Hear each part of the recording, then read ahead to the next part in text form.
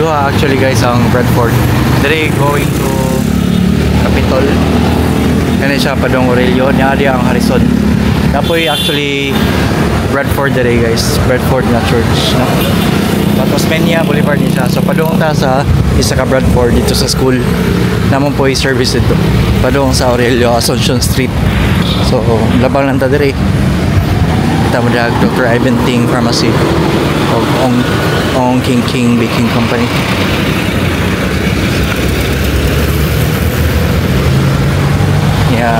Diyan po dato ang Harrison o Alpagi Philip.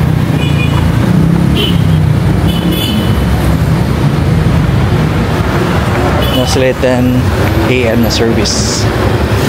So I guess duha ka Harrison ang 10 AM na service.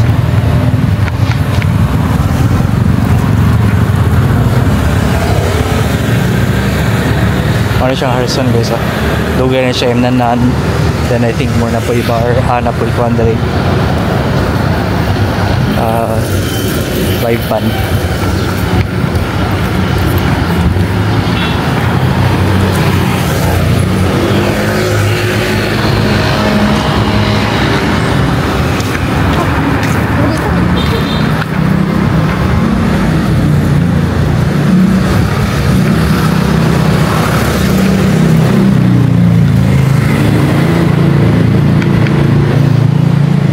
Pamela's Dental Clinic and Supply.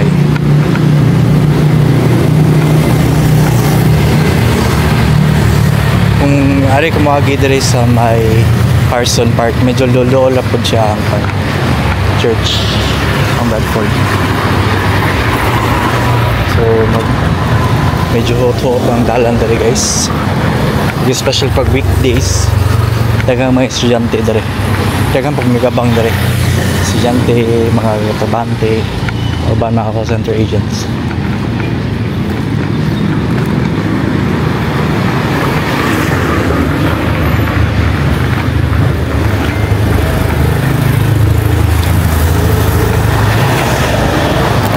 Papabang rooms for rent.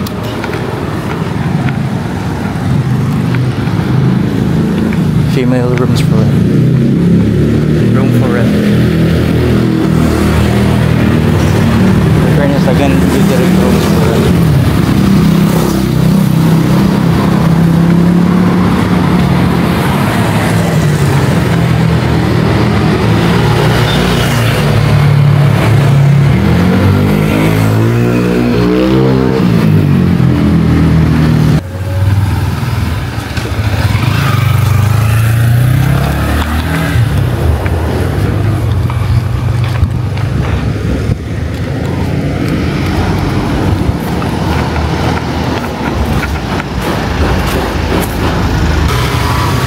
So, magulog-log na.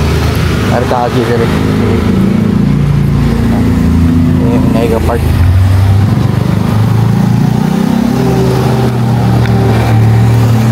So, pagliko ninyo guys, first nga iski na left side, makita din ninyo ang Bradford. Bradford United Church of Christ Incorporated. So church at the same time school. Mga residential po doon. So meron siyang Bradford guys.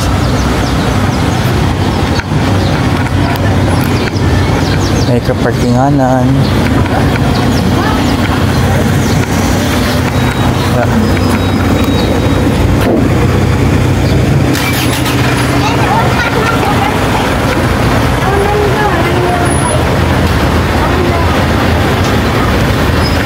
So, enough spaces pa lang parkinganan guys.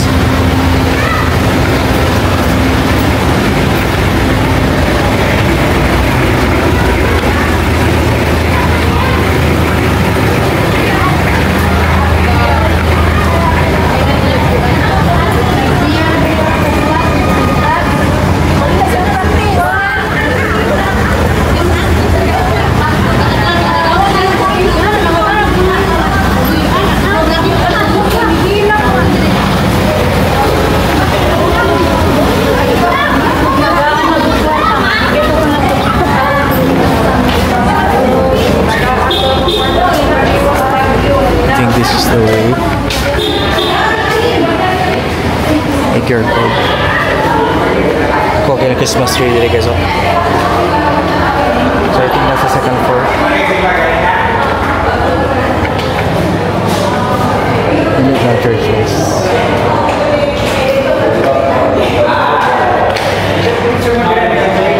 Good morning, sir. Morning. First Sunday. Yes, morning. Advent.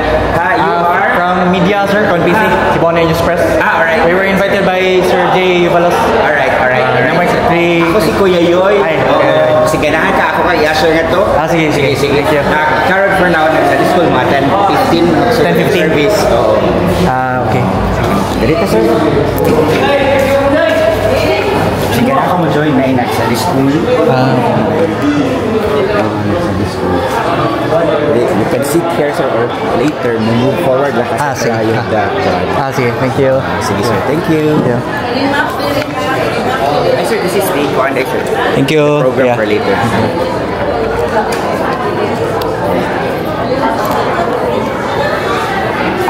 Pwede ka mag-tour? Okay na.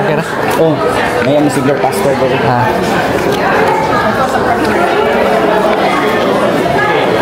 Kuya Mac.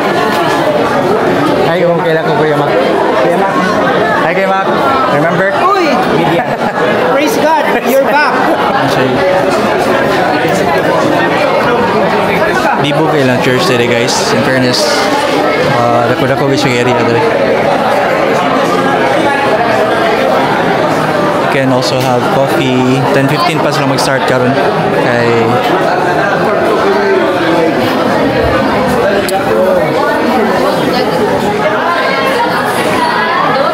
supposedly 10 gallon service but lang kito yung 10:15 mag-start. Dapat sila water.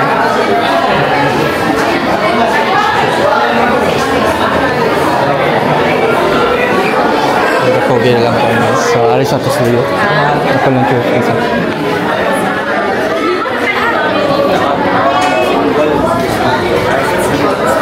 Yan sila cute na Christmas tree. Giveaways ng service niyo. Sugot mo man yung giveaways.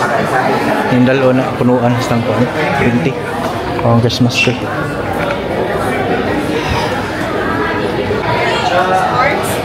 Study your word of God. Obey. Understand your word. You are so strictly about This morning, so itong topic this morning is about Jesus. Tagahan may star guys. Tama na siya sa dito niya. Ngayon kanina lang church guys. Dako kayo guys. So I think number siya second floor. Second floor. Si Madam mo. Madam, morning. Happy Sunday.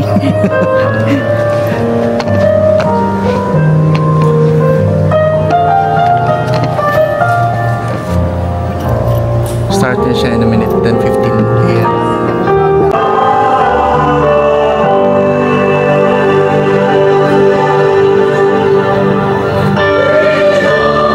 Jesus is our promised hope, faithful, steady, and true.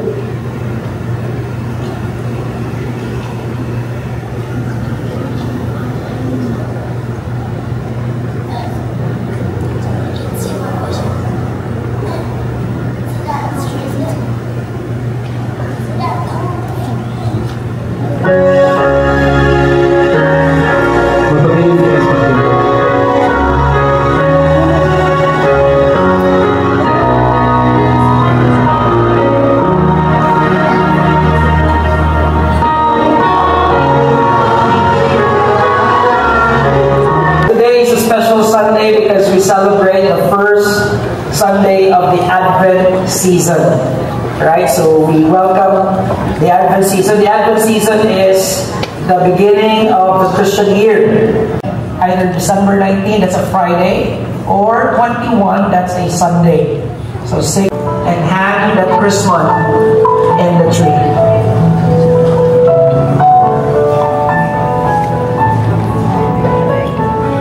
Now let us remember that this is a worship service, so let us do this in a worshipful manner.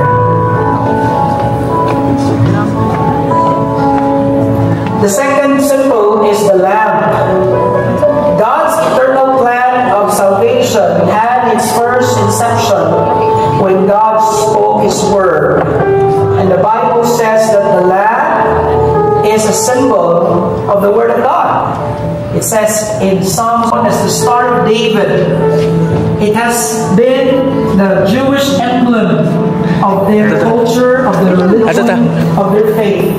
With the cross of Christ at its center, the star at the cross symbolizes the statement recorded in Revelation 22:16. I am the root and the offspring of David, the bright and morning star.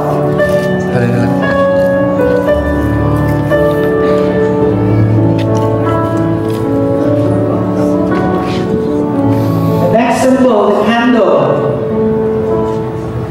One of the most common items during Christmas season and in part of our worship is the lighting of a candle, because this lighting of a candle reminds us of what Simeon referred to Christ when Christ was brought to the temple. A light to shine to the Gentiles. That is who Jesus Christ is. He is the one that would bring light to the world. In Him was light, and that light was the light of men. The light shines in the darkness, but the darkness has not prevailed against it. Our candle represents the light of our Lord Jesus Christ.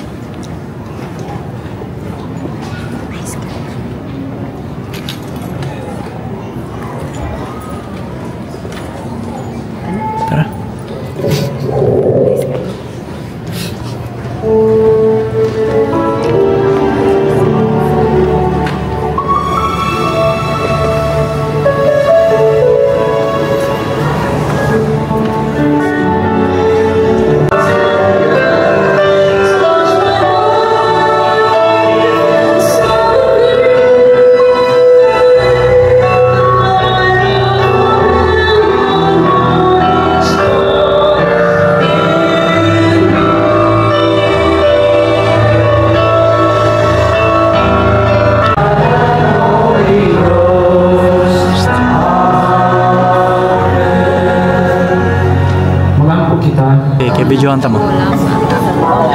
Lam. The next first one is the lamb. We know that the lamb is a symbol of Christ because the Bible says that Jesus is the Lamb of God who takes away the sin of the world. We have to remember that the baby who was born in a manger is the same lamb who was crucified at the cross. He became our Savior.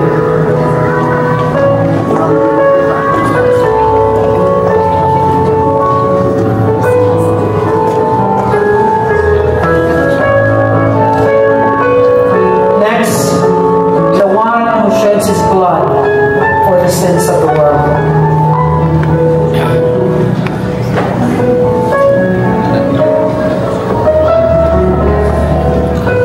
And then, the next Christmas is undoubtedly the most familiar and dominant of all Christian symbols, the cross.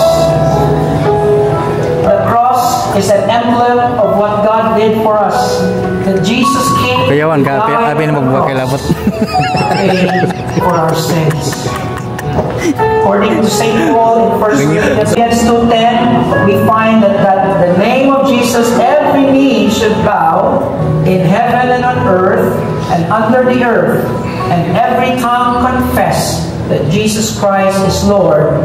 But there is still one more missing, the light. Remembering that Advent is about the coming of the light.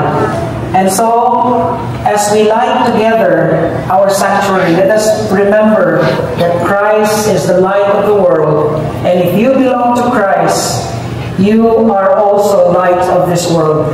Now, would you please help me do the counting? 5, 4, 3, 2, 1. Merry Christmas, everyone! Let's all stand up and let us rejoice. Let us have our prayer. Father in heaven, we want to dedicate to you, Lord, this sanctuary, this Christmas tree, and all the lightings here. symbolizing Christ, the reason for the season. It is Christ that we honor, and so to you, our Lord Jesus Christ, we dedicate this place and our lives. In Jesus' name, amen and amen. Let's sing. Merry Christmas! Christmas tree, how lovely are I don't want to miss the lounge, guys. Yeah. Sir Robbie, sir. Welcome. I hope you enjoyed our event. Kaya ito sa visitors na. Sige. Picture pa ako. Oo. Anyway, you can start. Later na lang. Balik na lang, Miss Picture. Tagal pa magtao. Ito na lang sa kasalawan. Yeah. Hello, Doc.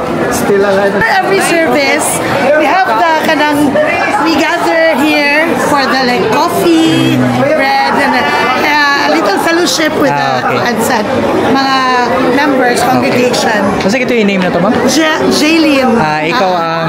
I'm the administrative assistant. Administrative. Yes. Yeah, pwede ka vlog mo, okay na? Sure. Hi. Hello. Come on.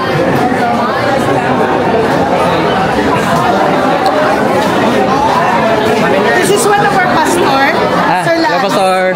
CSCE. Our media.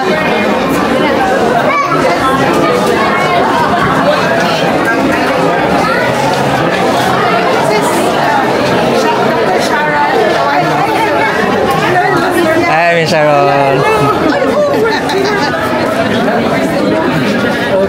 Nice kayo yung lounge kayo. So, very nice kayo yung lounge. This is our lounge. This is where we entertain our first-timers. Sure. Our first-timers, mga visitors. So we let them stay here. Then Kanisiya, Impact. Yes. Okay. Thank you. Impact. Wait. Wala pa. Sige lang. Yeah, we have 3 services. Okay. Every Sunday yun. We have 7:30 service. That's the traditional na English worship. Like choir, katong same as unsa ang inarkita karon. But the 10 o'clock is the Siblish. Bato na Bisaya sa mix. And then we have 4 o'clock service. That's what we call Vesper service. Contemporary, we have the praise and worship. So different po sa siya. But ang atong sermon, it's all the same. Sa 7:30, 10, and 4, the same rigid siya. It's for those who cannot come in the morning, they can still attend in the afternoon. Every Sunday. And church there in sa daily life siya. That's different. And then, you can also check us out sa Facebook. We're live every Sunday every services. Nasa siya live. Bradford Church, Bradford Church, Cebu. Sir, balik ka, sir. Ali. Ano yung paborito ni Miljan, guys? Pastor Michael said, Ano? Kapit ang party nila, Elizabeth. Yeah. See you soon. Ano itong host po, guys? Diba? May bagay siya mo host. Kita may mga host-hostan eh. Or basin ganahan kuan mga services niya pang hosting pila man. Just kuan ang PM ang page ni kuan. Just message me.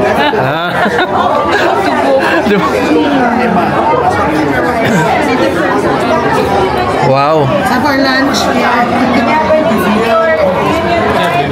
We invite all of you, ha? Hope you can come. Christmas it's a cantata. contest. It's a musical presentation. Usually before we are doing it sa mga malls. So, Ayala, Robinson's Galleria, SM. That was before when this was finished church sanctuary. But when the construction was completed, so we decided to just do it here. So it's a musical presentation, choir. Choir na siya. Choir, yes. choir, unsa man ni choir ni dagan mo og choir. Yes, katong imong nakita ganiha, it's just mga regulars lang to. But this year, I think they reached 100 participants sa choir. Pastor, is it free and open for all? Yeah. Free admission, and we're doing it two presentations that day. Thank you. So, pwede lang yung wapi. Worshiping 7:30. Our website, Bradford. And Facebook page. This one, and then here. Para din eh. Mali ang logo. Okay. Thank you. Thank you so much. Nice kay guys. Thank you so much. Alright, everyone? Very Gen Z.